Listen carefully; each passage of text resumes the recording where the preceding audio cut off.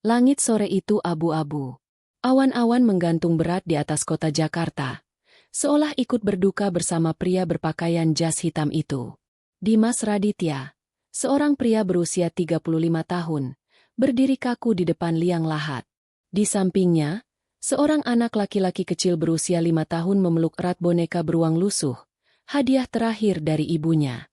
Dimas memandang ke dalam tanah yang sebentar lagi akan menutup tubuh perempuan yang paling ia cintai. Naura, istrinya, sahabat hidupnya, dan ibu dari anak semata wayangnya. Wajah Naura yang biasanya penuh senyum, kini hanya tinggal kenangan. Tanpa air mata, Dimas menatap kosong. Ia telah menangis selama berhari-hari sebelum hari ini, dan kini, hanya kekosongan yang tersisa. Di sekeliling mereka, para pelayat mulai meninggalkan pemakaman satu persatu. Hanya Dimas, anaknya Arka, dan suara angin yang tertinggal. "Papa, Mama mana?" tanya Arka lirih, memandang ke tanah yang kini telah tertutup penuh bunga putih. Dimas terdiam. Kata-kata terasa terlalu berat. Ia berlutut, mencoba menatap mata anaknya. Tapi tatapan itu kosong, seperti cermin dirinya sendiri.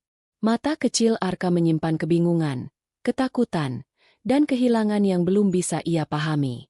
Sejak hari itu, Arka berubah. Ia tak lagi bicara, tak lagi tertawa. Bahkan untuk menangis pun ia tak mampu.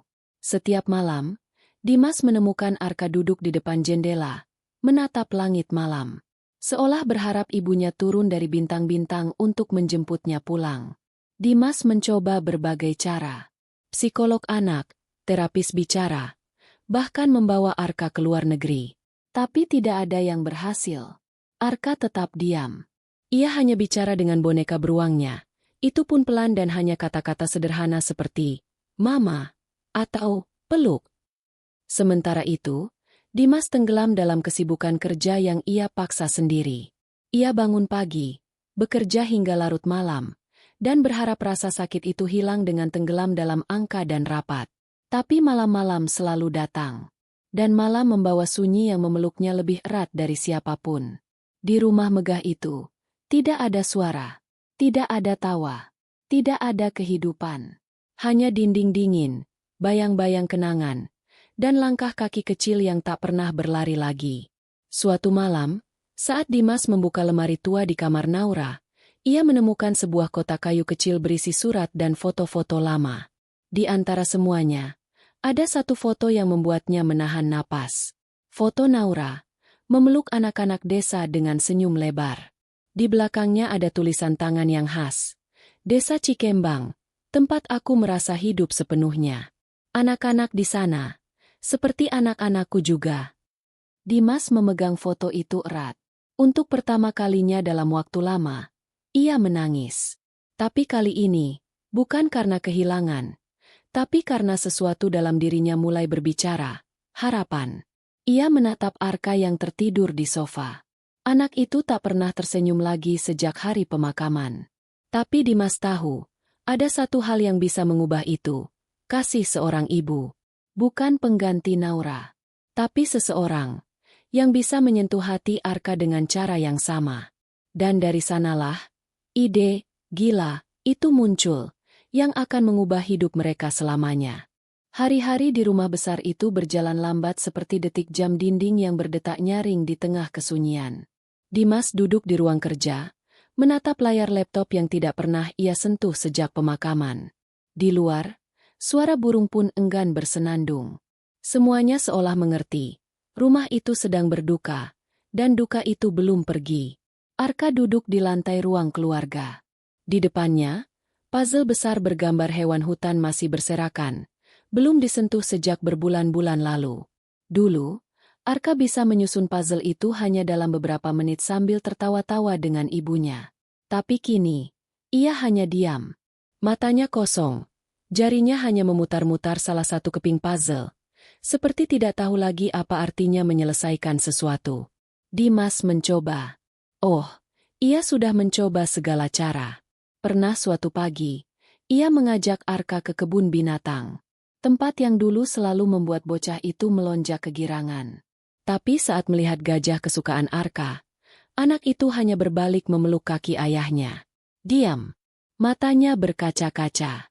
Lalu berkata lirih untuk pertama kalinya dalam seminggu. Mama, gak ada. Dimas tak sanggup.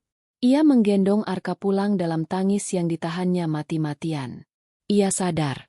Bukan kebun binatang, bukan mainan baru, bukan sekolah internasional yang bisa menyembuhkan luka anaknya. Malamnya, Dimas duduk di tempat tidur Arka. Di sebelahnya, anak itu sudah tertidur, tapi napasnya berat. Matanya sedikit terbuka. Seolah bahkan dalam mimpi pun, ia tak bisa benar-benar damai. Dimas memeluk anak itu dan berkata pelan. Papa minta maaf, Kak. Papa gak bisa gantiin Mama. Tapi Papa akan cari cara. Esoknya, ia duduk bersama psikolog anak terbaik di kota. Ia mengalami trauma berat, kata sang psikolog. Dan trauma seperti ini tidak selalu bisa disembuhkan dengan terapi. Anak-anak sering mengunci diri, dan yang bisa membukanya bukan kami, tapi seseorang yang bisa mengisi ruang kosong itu. Seperti ibu? Tanya Dimas, matanya tajam. Sang psikolog terdiam sejenak, lalu mengangguk pelan. Ya, tapi bukan sekadar ibu pengganti. Anak-anak seperti Arka bisa merasakan cinta yang palsu. Dia butuh seseorang yang tulus, yang bisa membuatnya percaya bahwa dunia ini masih bisa memberinya kasih sayang. Kata-kata itu menancap dalam di hati Dimas. Malamnya, ia membuka kembali kotak kayu peninggalan Naura. Di sana, selain foto-foto desa, ada buku catatan kecil berisi cerita-cerita pengalaman istrinya saat menjadi relawan. Aku pernah bertemu seorang gadis desa yang luar biasa, tulis Naura. Namanya Ayla. Dia masih muda, tapi sabarnya luar biasa. Waktu itu, ada anak kecil bernama Bima yang sering menangis karena kehilangan ibunya. Tapi Ayla bisa buat anak itu tertawa lagi hanya dengan menyanyi dan membacakan dongeng. Aku ingat wajah Ayla saat itu. Sederhana, polos, dan hangat. Aku rasa, dia bisa jadi ibu yang hebat suatu hari nanti. Dimas memandangi nama itu lama sekali. Ayla, gadis yang dulu tak pernah ia kenal, tapi telah meninggalkan kesan mendalam di hati Naura. Dimas tahu ini gila, tapi dia juga tahu, ini mungkin satu-satunya jalan keluar. Ia langsung memanggil sopirnya. Besok kita ke desa Cikembang, katanya. Untuk apa, Pak? Tanya sang sopir. Dimas berdiri, menatap langit malam dari balik jendela kaca raksasa di ruang tengah rumahnya. Lalu ia menjawab pelan, untuk mencari seorang ibu. Desa Cikembang masih seperti yang dulu dikenang Naura, hijau, damai, dan sederhana. Udara pagi menyentuh wajah Dimas saat mobil mewahnya melintasi jalanan berbatu. Kontras antara kemewahan mobil dan rumah-rumah papan di kiri kanan jalan begitu jelas, membuat tatapan warga perlahan tertuju padanya. Anak-anak kecil berhenti bermain. Para ibu yang sedang menjemur pakaian mengangkat alis penasaran. Jarang sekali mobil semewah itu masuk ke desa. Tapi Dimas tak peduli pada tatapan itu. Ia hanya memegang foto lama di tangannya. Foto Naura dan Ayla bersama anak-anak desa. Fokusnya hanya satu. Menemukan gadis dalam foto itu. Ia menuju sebuah sekolah kecil, satu-satunya di desa. Di sanalah ia bertemu dengan kepala sekolah Pak Burhan, pria parubaya yang mengenali foto itu seketika. Itu Ayla. Dia masih tinggal di sini, bantu-bantu di warung ibunya, dan kadang ngajar anak-anak yang belum bisa sekolah. Ujar Pak Burhan dengan senyum kecil. Bisa antar saya ke rumahnya? Tanya Dimas. Pak Burhan menatap Dimas sejenak. Ia melihat kesungguhan di mata lelaki itu. Lalu mengangguk.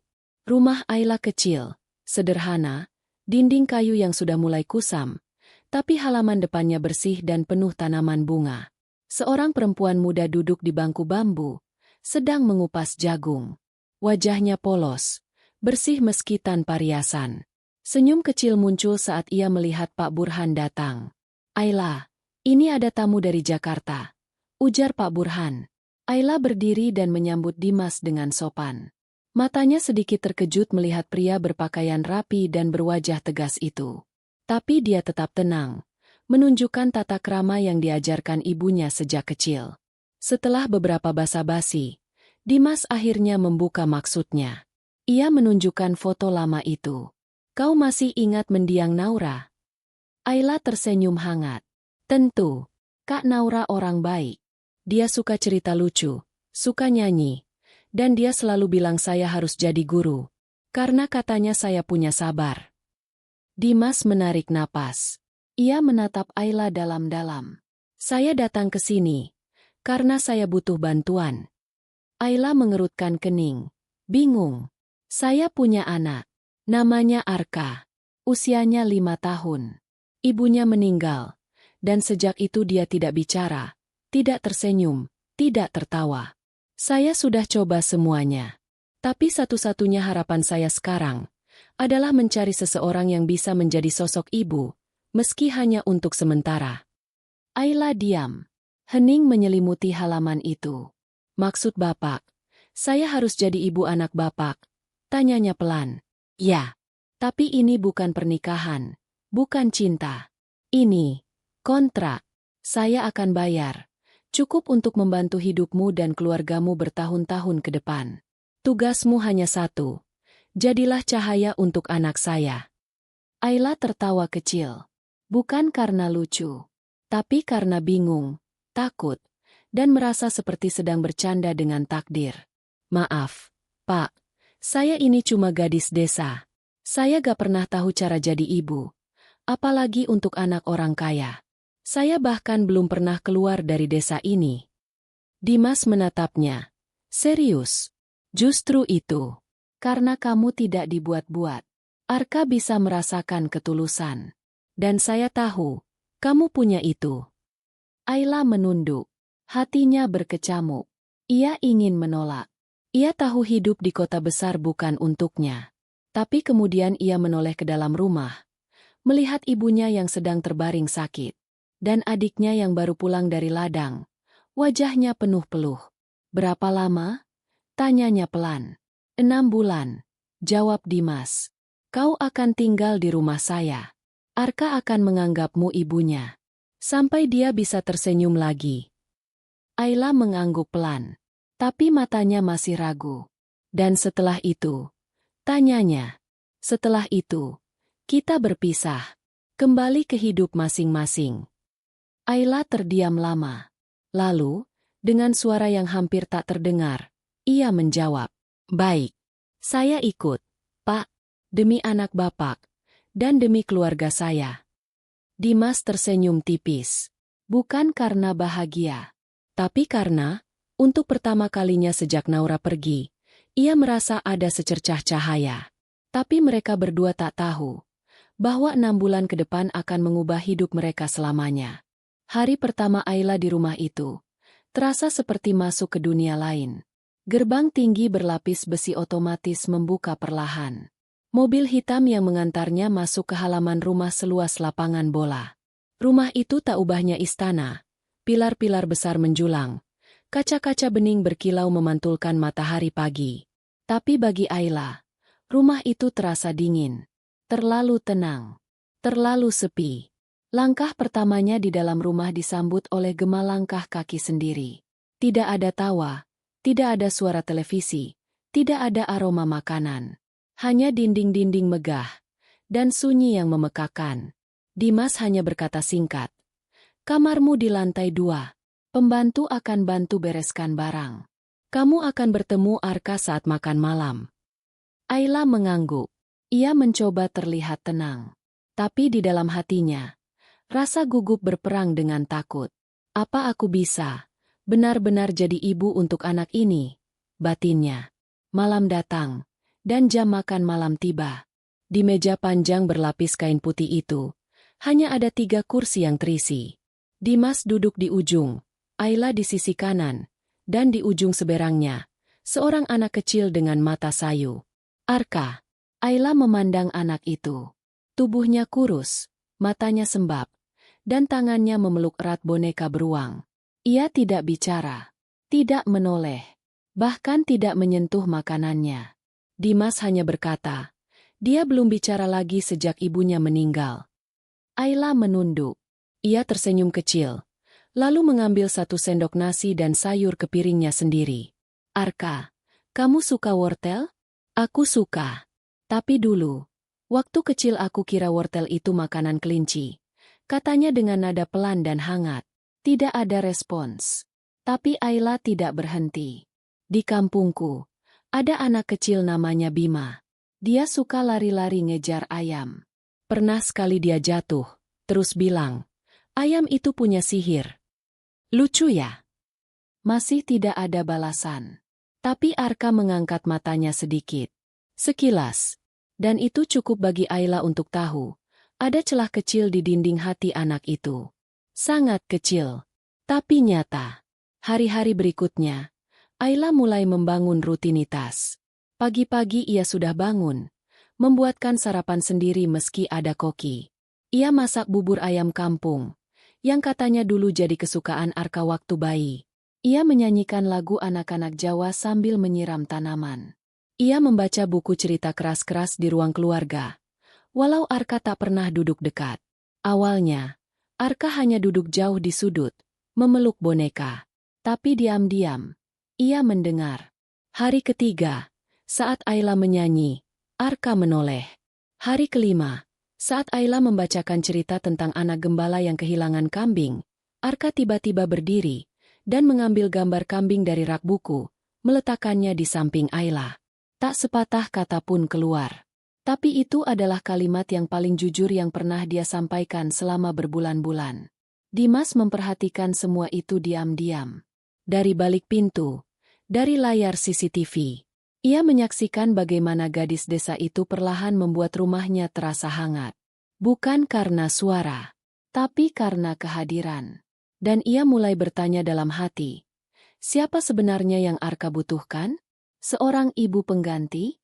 Atau seseorang yang memang diciptakan untuk mencintai anak itu tanpa syarat? Suatu malam, saat hujan deras mengguyur atap rumah, listrik padam tiba-tiba. Rumah menjadi gelap gulita. Arka menjerit. Untuk pertama kalinya dalam berbulan-bulan, ia menangis. Ketakutan. Bonekanya terjatuh. Ia berlari ke ruang tengah, tapi tersandung. Dan saat itu, Ayla muncul dengan lilin di tangan. Ia berlari, memeluk Arka erat. Gak apa-apa, gak apa-apa, Arka. Ayla di sini. Ayla jagain kamu. Bisiknya. Tangisan Arka mereda. Ia memeluk Ayla erat, dan dengan suara yang sangat pelan, ia berkata, Mama.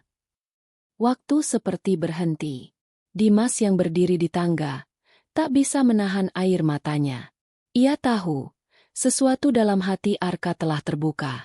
Dan gadis desa itu telah masuk ke dalamnya. Hari-hari berikutnya menjadi babak baru dalam kehidupan mereka bertiga. Arka kini tersenyum. Masih jarang, masih malu-malu, tapi nyata. Ia mulai berbicara lebih banyak. Mulai tertawa kecil saat Ayla membacakan cerita.